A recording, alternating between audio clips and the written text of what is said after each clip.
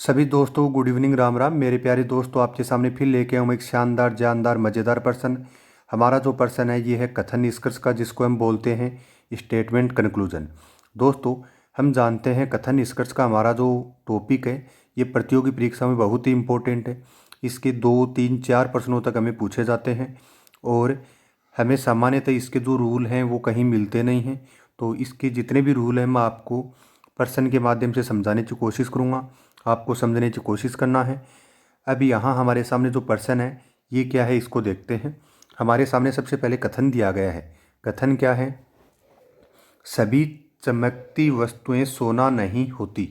सभी चमकती वस्तुएं सोना नहीं होती। अब दोस्तों, जब भी आपके सामने कोई भी कथन आता है, सबसे पहले आपको कथन का मीनिंग पता होना चाहिए, उसका मतलब पता होना चाहिए, उसका अर्थ पता होना चाहिए। तो सभी चमकती वस्तुएं सोना नहीं होती, इसका अर्थ क्या है? दोस्तों, इसका अर्थ ये है कि आप बाहरी यानी बाहरी आवरण देख के ये पता नहीं कर सकते कि ये सोना है या फिर पीतल है या इस पे सोने की पॉलिश है। तो कहने का मतलब है उसके गुण अगर हम देखेंगे तभी हमें उसका पता चलेगा।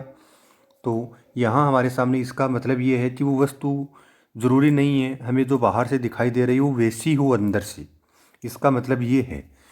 अब हमारे सामने निष्कर्ष हैं, उन निष्कर्ष को देखते हैं। पहला निष्कर्ष क्या है?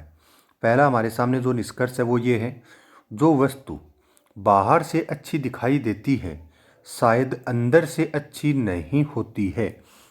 अब हमें देखना है क्या पहला निष्कर्ष कथन से मिलता जुलता है।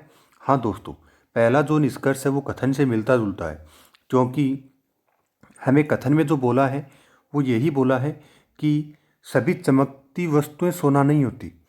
तो मैंने आपको इसका मतलब बताया था। अब हमारे सामने जो निष्कर्ष उसमें भी यही बोला है, जो वस्तु बाहर से अच्छी दिखाई देती हैं शायद अंदर से अच्छी नहीं होती हैं। तो यहाँ हमें पता चला पहला निष्कर्ष हमारा बिल्कुल क्या हो रहा है, सही हो रहा है, क्योंकि जैसा हमारे सामने कथन है उसी में मिलता जुलता हमारा क्या है, निष्कर्ष है। अब देखते हैं हम दूसरे निष्कर्ष को। दूसरा निष्कर्ष क्या है? हम किसी भी वस्तु या व्यक्ति के बनावटी आचरण के पीछे आंतरिक सत्य की कल्पना नहीं कर सकते। ये बात भी बिल्कुल सत्य है कि कोई भी व्यक्ति है या कोई वस्तु है, उसके पीछे क्या है उसको हम नहीं जानते। जैसे कोई व्यक्ति है, अब व्यक्ति दिखने में तो बहुत अच्छा है, उसका आचरण कैसे हमें पता नहीं है। या व्यक्ति है वो दिखने में तो बहुत बुरा लग रहा है, लेकिन उसका आचरण कैसा है उसको हम नहीं जानते।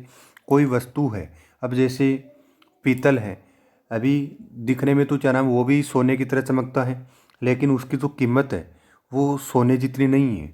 तो हमें पता चला कि दूसरा भी यहाँ क्या है, सही है। तो पहला निष्कर्ष भी सही है और दूसरा निष्कर्ष भी सही है। अब हमारे सामने ऐसा कौन सा ऑप्शन है? सी नंबर ऑप्शन में है दोनों सत्य हैं। तो हमारा सी नंबर ऑप्शन इसके लिए बिल्कुल सही हो जाएगा।